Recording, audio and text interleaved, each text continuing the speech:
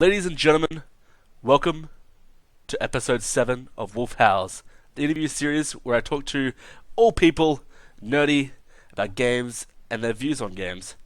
We're still focusing on the awesome people of the Starcraft's SEA scene, and tonight I'm with someone a little bit different. In the past 6 editions of this series, I've talked to players and managers, but this evening I'm joined by fellow journalist James Crescendo O'Dwyer. Welcome to the show. How are you, sir? I am fantastic. Thanks for having me aboard, Wolf.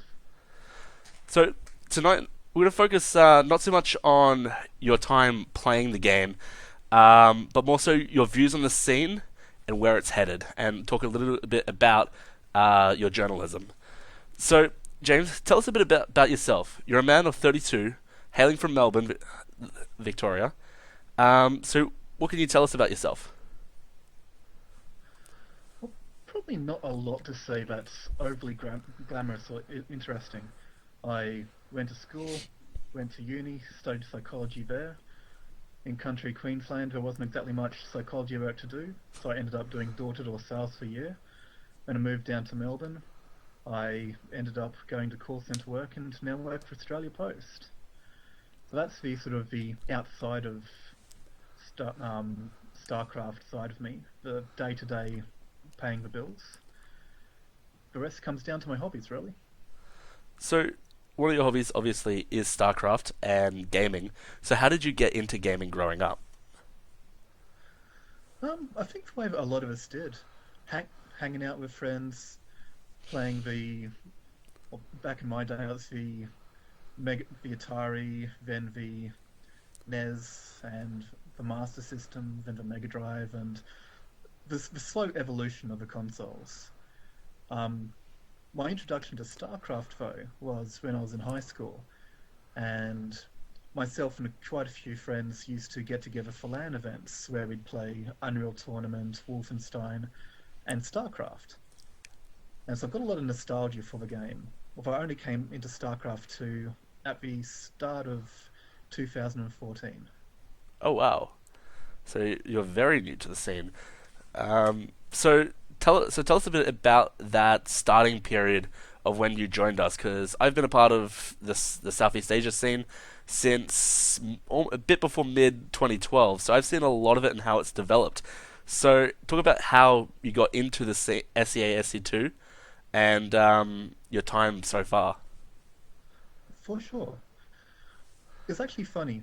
I came through to StarCraft 2 through a very convoluted sequence of internet browsing.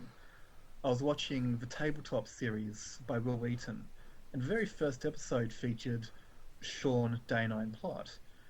And he seems like such a charming, eloquent person. I thought, I wonder what else this guy does. Which is how I came across the Day 9 dailies. And then I was like, StarCraft is still a thing? Wow, had no idea.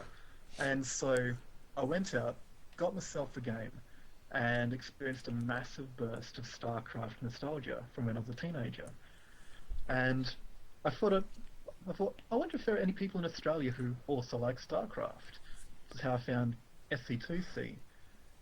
And this was coincidentally at around the time that we had the WCS Oceania qualifiers being cast by Zephnard. And the sheer passion that Maynard and Zeph brought to that cast Oh yeah. made me go, wow, this is way more than I expected. And I kind of started lurking on SC2C and joined a clan, Ninth Legion Gaming, who have since been pretty much absorbed into XL5 from a strange change of events. Um, so you're known to be quite a bit of a wordsmith, and from the talks that I had with you this afternoon, I can truly see why. So for how long have you had a passion for writing? What was it that really got your writing juices going? How did you get into it? That that too is a not quite as glamorous story. Back when I was a teenager, I was one of those angsty gits in the goth subculture. I was one of those folks who'd swan around with a spiked collar, the black Elizabethan blouses, and being a pretentious bunch. We tended to write, you know, poetry, that kind of thing. And I went from there, from writing a terrible, atrocious poetry to, out of a sense of perfectionism, learning the actual craft. And at one point, I was even a in-house reader for an online poetry magazine, where I would perform the poetry that other writers would submit, and occasionally one of my own as well. So my foundation in writing came from the art of poetry, and after that from various other just hobby writing endeavors. What kind of writing work have you done in the past? You said poetry. So have you done any other journalism? Is it just what you do now?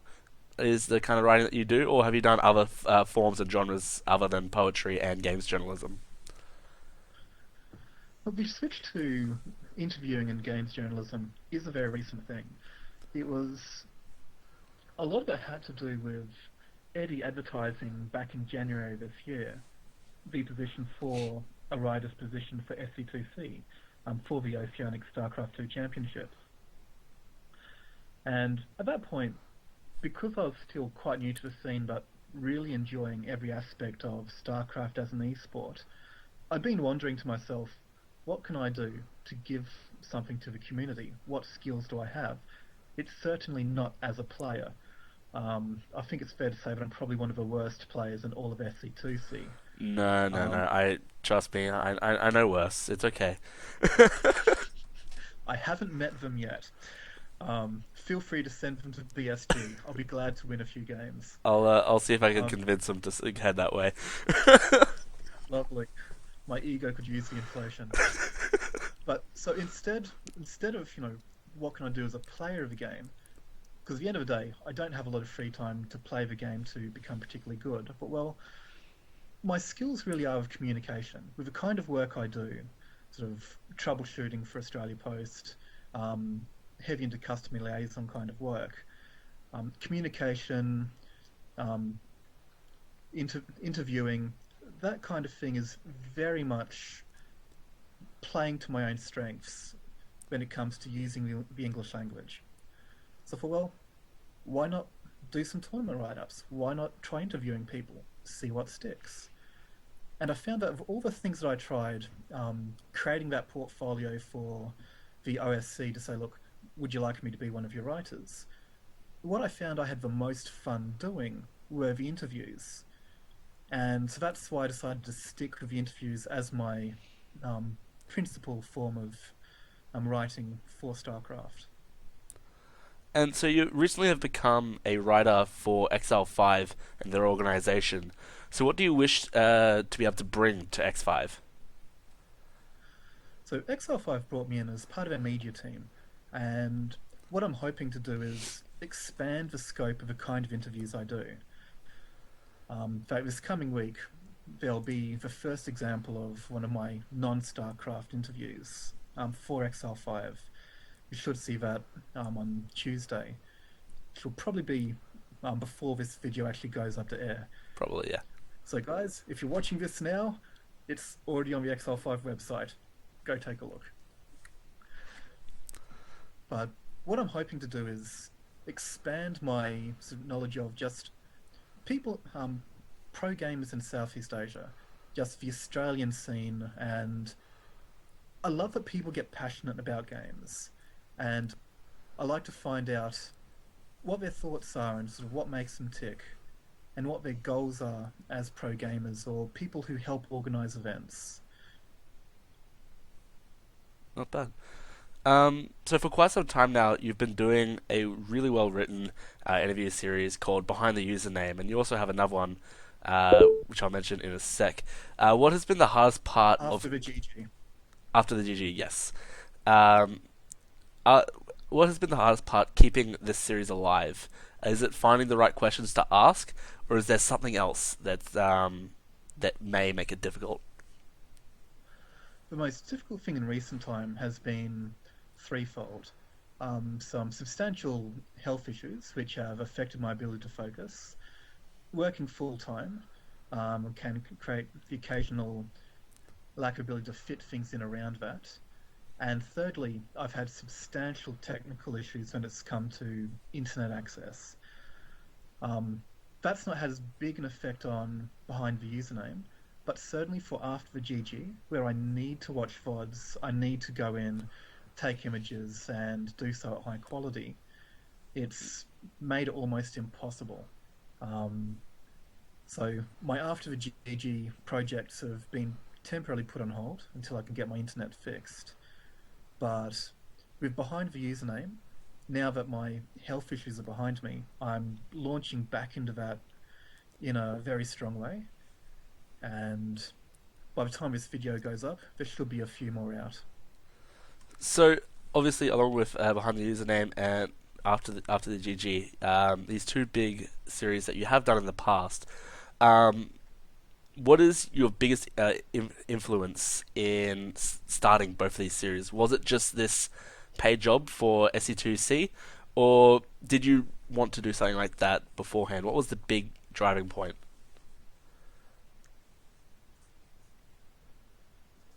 The big motivation was because I'm not very talented at just casually conversing with people.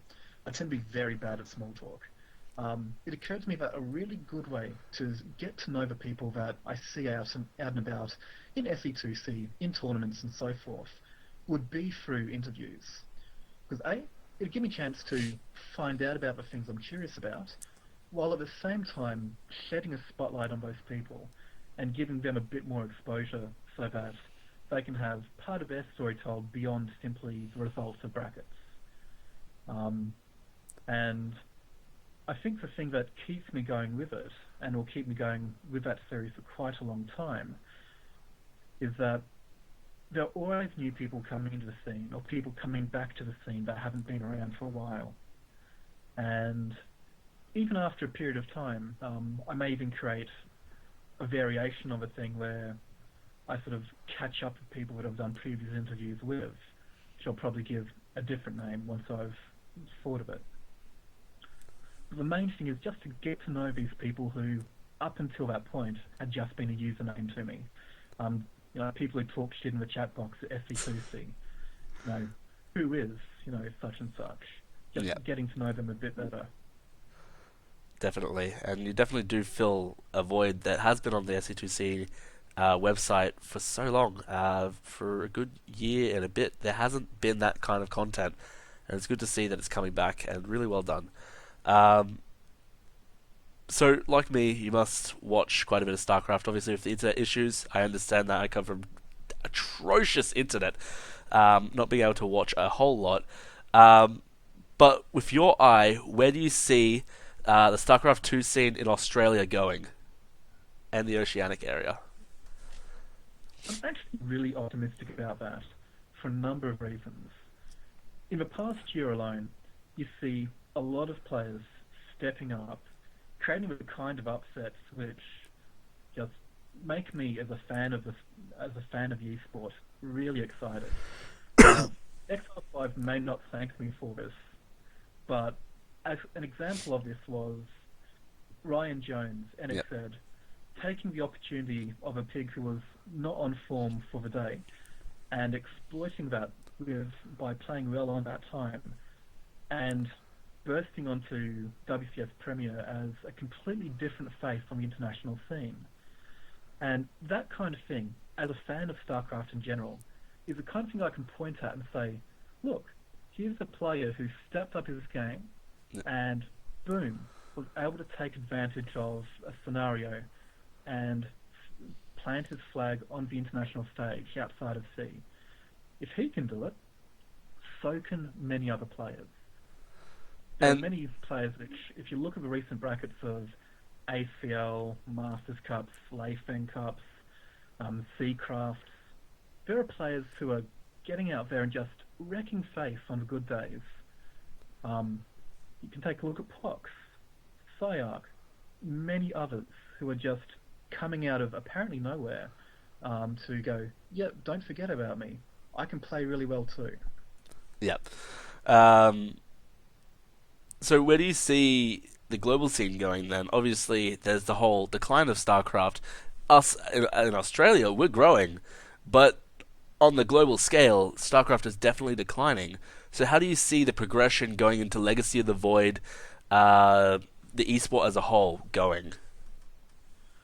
A lot of that will come down to how Blizzard handle transition. There's a very strong chance for it to go in either direction. If they can end the Heart of a Swarm cycle on a big, loud note and use that momentum to herald in Legacy of a Void, and if at the same time they can make the kind of quality of life changes in Legacy of a Void that A, add to the profitability of the franchise. Blizzard, please, I want an Abathur voice pack. I will pay through the nose. If I can make my announcer in-game Abathur, I will be a very happy man. But if Blizzard can introduce the kind of things which just create cosmetic of changes in-game for owners of the game as microtransactions, I think that could do a lot for the ongoing profitability of the franchise. But things that I'm really hopeful for is a more transparent MMR, the kind of thing where people can see how close they are, because that kind of here's a carrot, you're really close to it, tends to bring people to a ladder more so than this very vague system that we currently have, where the Yeah. only way that you have of knowing if you're about to advance is, well, I'm only getting so many points per win now, so my MMR is about balanced. I'm at the top of my division, so Yeah. I'm probably getting close to the top of my league. Maybe I'm close to promotion. I'd very Fingers much, crossed. I'd very much like to see a similar system to League of Legends that they have. It is really well done. You get enough wins up to 100 points. Once you get 100 points, you go into a promotional series where you got to win the next 5 games. Don't make it 3 because that's a bit too small for StarCraft because StarCraft is a much shorter game. Make it the next 5 games. Win majority of those, and you get a promotion. I think that system would work twofold for StarCraft. Do very well and help people like me who are very bad at the game, and you will be able to see, hey, this is a goal we can achieve. Let's go for that. And I think it helps at all levels of the game as well. exactly, Not even just at bronze, silver, gold.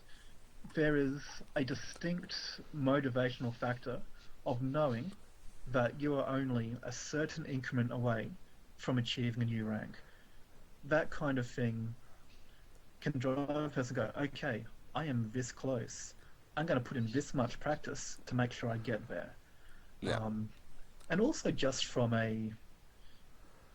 to remove the frustration of not knowing, which exactly, from my own friends who are new to the game provide them a bit of frustration. Just quality of life things to avoid people getting overly frustrated from things outside of the game itself. exactly. So in our region, we are seeing another transitional phase of players.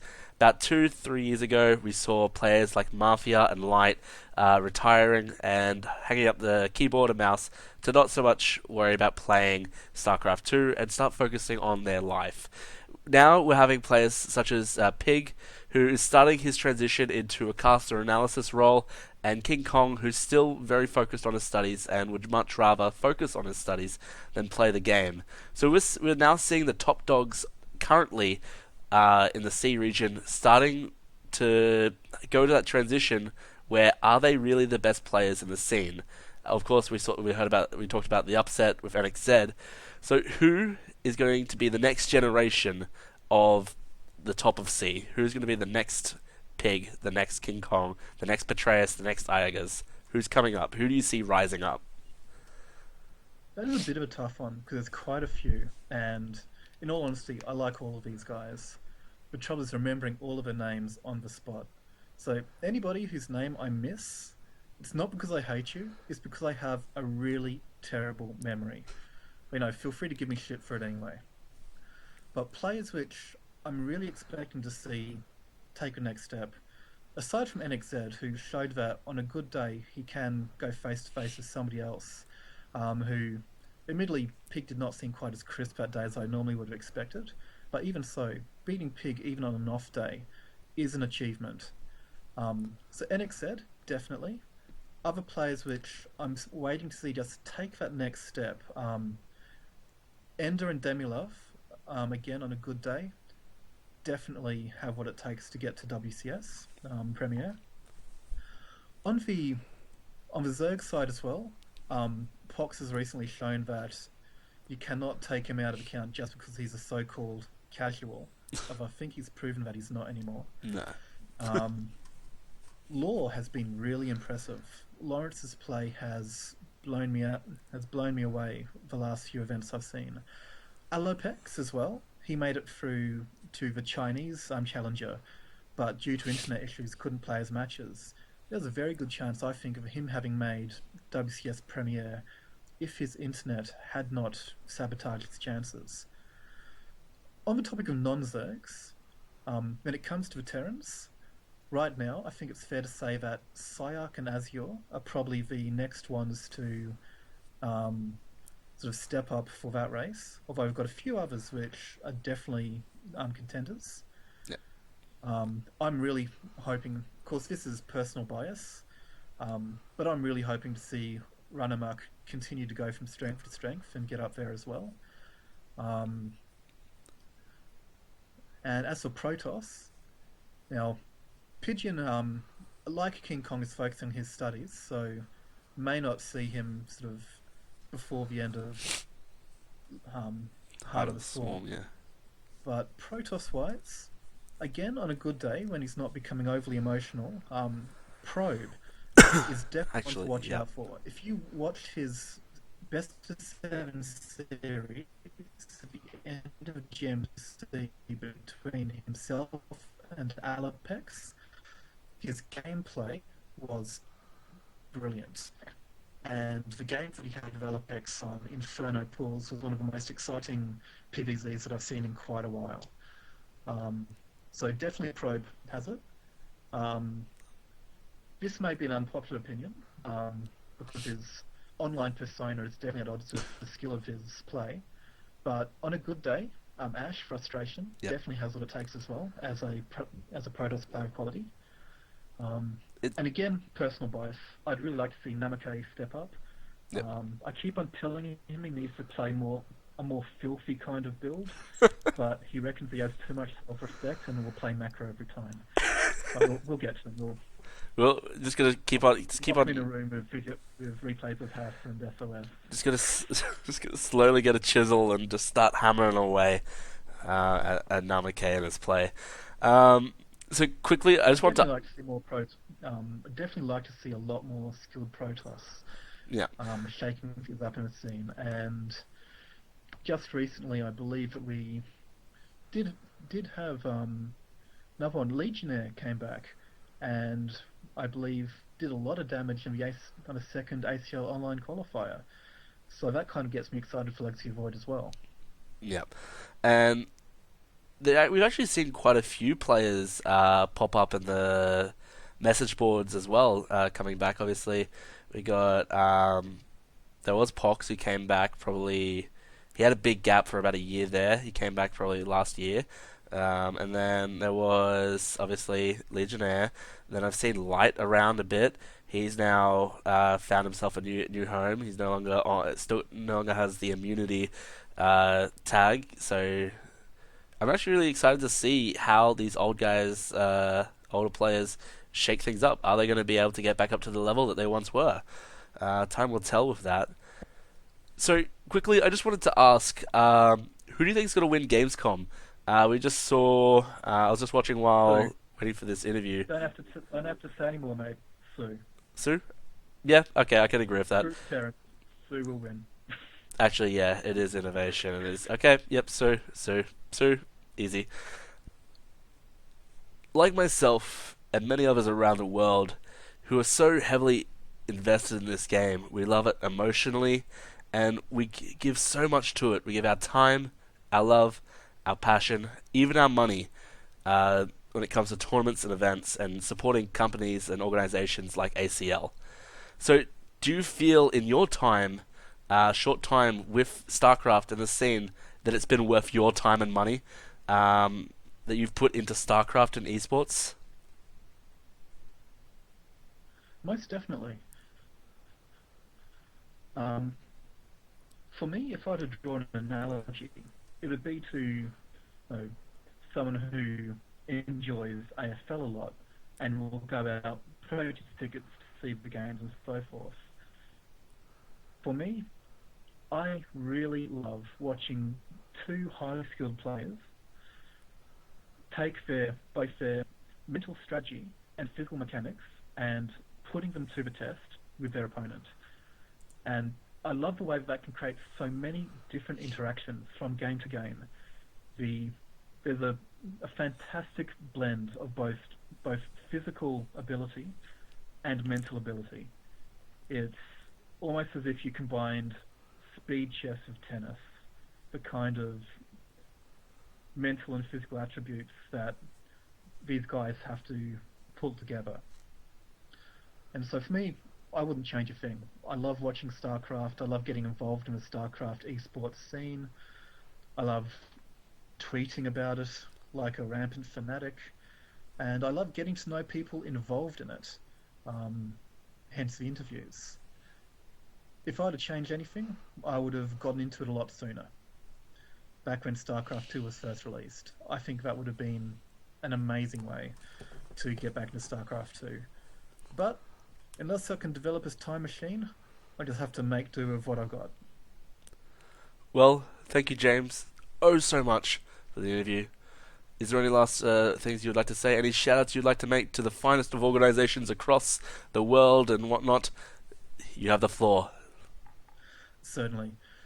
Shout outs to Eddie and the OSC, the Oceanic StarCraft 2 Championships, for giving me the go ahead and the street cred, as it were, to get my first interviews happening. Shout outs also to Team Exile 5 for bringing me aboard as part of their media team and seeing value in what I do, not only for their guys, but also for other esports that they're involved with. And finally, shout out to everybody in SC2C and Southeast Asia who play or watch StarCraft 2. Because even though sometimes the forums and the chats devolve into the most childish of playgrounds, at the end of the day, it's a bunch of passionate fans getting together and talking shit and enjoying the same thing. And to me, that is a thing of utter beauty. So keep at it and keep on bringing more people in. No worries. Thank you very much for the interview, sir. And thank you, guys, all of you, for watching. Hope you all have a wonderful evening. My name is Wolf. This has been Crescendo. Damn it, this side. This way. Crescendo. Crescendo. This direction. Looking at that way on the camera. Thank you guys for watching. Bye bye.